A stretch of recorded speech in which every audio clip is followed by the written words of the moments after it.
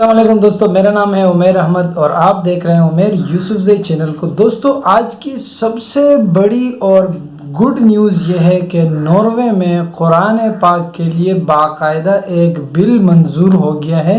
ابھی صبح میں نے ایک ویڈیو دیکھی جو اسکرین پہ آپ کے سامنے شیئر کروں گا۔ ابھی الحمدللہ خبر ملی ہے 1 گھنٹہ پہلے کہ ناروے میں قانون پاس ہو گیا ہے جو صدیوں سے چیز نہیں ہوئی، کہ اب قانون پاس ہو گیا کہ جو شخص قرآن پاک کی بے حرمتی کرے گا، اس کو جلانے کی کوشش کرے گا، تو پولیس جو ہے اس کو اسی وقت گرفتار کر لے گی۔ الحمدللہ الحمدللہ الحمدللہ۔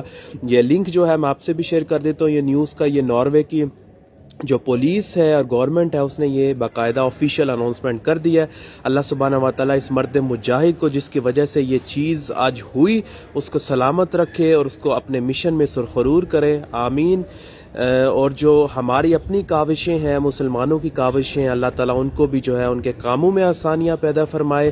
یہ جو ہے بہت ہسٹوریکل موومنٹ ہے آپ سب کے لیے، آپ اس کو پڑھ بھی سکتے ہیں۔ اور ناروے میں اس وقت قرآن پاک کے لیے ایک بل منظور ہوا ہے اور اس بل میں یہ کہا ہے کہ اگر کوئی شخص قرآن پاک کی بے حرمتی کرے، قرآن پاک کی بے حرمتی کرے تو اس کے خلاف جو ہے نا کارروائی ہوگی اور اس کو جیل ہوگی۔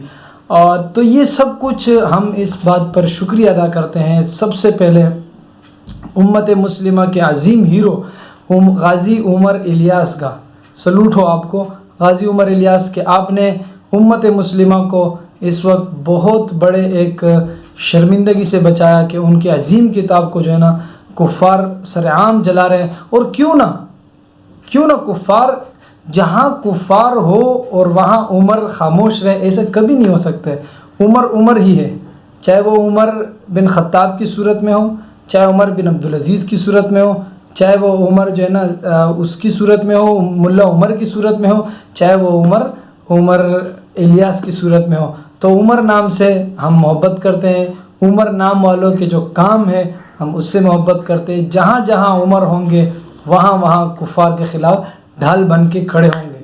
تو حضرت مولانا محمد تقی عثمانی صاحب کی ایک ٹویٹ آپ کے سامنے رکھوں گا جو کہ اسکرین میں آپ اس کو دیکھ سکتے ہیں۔ وہ کہتے ہیں کہ اس اسلام کے دشمن اور ذلیل اقدام کو پھیلنے میں بھی دیر لگی، جو یہ اس نے حرکت کی ہے اس کے خلاف آواز اٹھانے میں بھی دیر لگی، اور انہوں نے یہ کہا کہ ہم اقوام متحدہ میں مسلم حکمرانوں سے اپیل کرتے ہیں، جیسا کہ میں نے پچھلی ویڈیو میں کہا تھا کہ اقوام متحدہ میں اس کے خلاف آواز اٹھائی جائے۔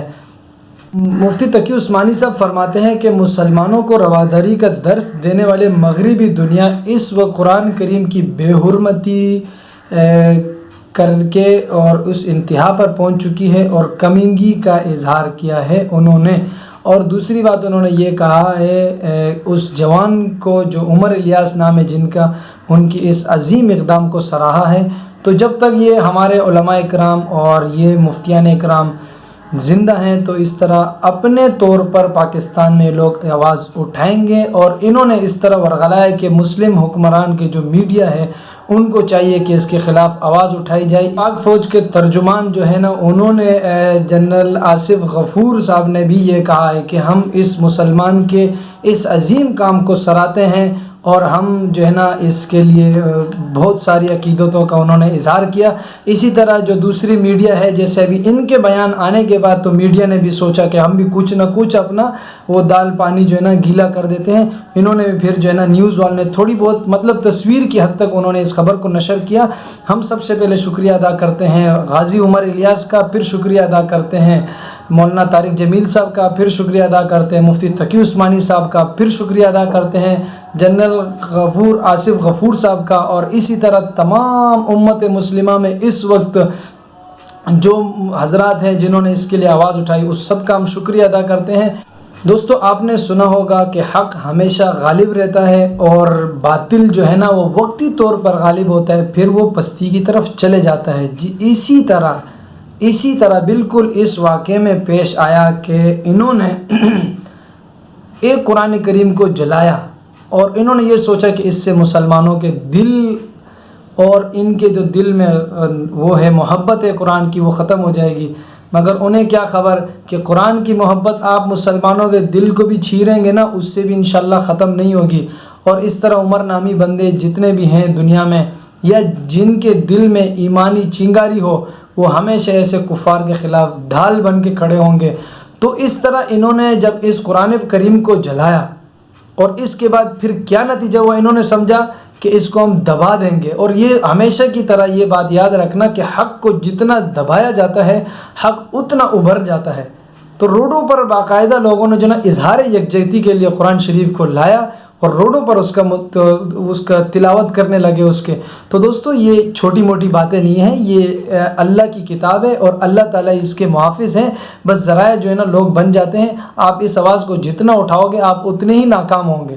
جس طرح ان لوگوں نے اب باہر ملک میں، جیسے ابھی عراق کی تصویر ہے، پیچھے جھنڈا عراق کا لگا ہوا ہے، مگر لوگ کہتے ہیں کہ ناروے کی تصویر ہے، کہ لوگوں نے اب سڑکوں پر نکل آ کر اس کے جو ہے نا وہ اس کے لیے باقاعدہ اظہار یکجہتی کیا اور قرآن شریف کو انہوں نے اس طرح پڑھا ہے روڈ پر بیٹھ کر۔ تو دوستو ہمارے ساتھ مزید اور منسلک رہنے کے لیے ہمارے چینل کو سبسکرائب کیجئے۔ ملتے ہیں نیکسٹ ویڈیو میں، تب تک کے لیے اپنے بھائی عمیر یوسف زئی کو اجازت دیجیے۔ اللہ حافظ۔